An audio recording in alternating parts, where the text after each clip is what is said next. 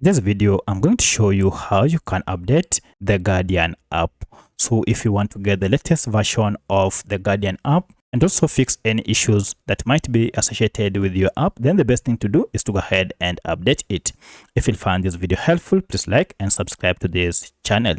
Now, to get the latest version of the Guardian News app is pretty simple. Just go ahead and find Google Play Store or App Store if you're on iPhone. For my case, I'm on Google Play Store, so I'll go to Play Store here, and then using this search bar or search icon here, if you can't see the search bar on top, go ahead and just tap on it and then search the Guardian by its name. And here it is, the Guardian, and you can see the Guardian app is here. Now if you tap on it, you can see we have an update, which means I've been using an outdated version of the Guardian US and World News. To get the latest version, go ahead and tap on update, and this will go ahead and download the latest version of the Guardian mobile app and then install it on your smartphone.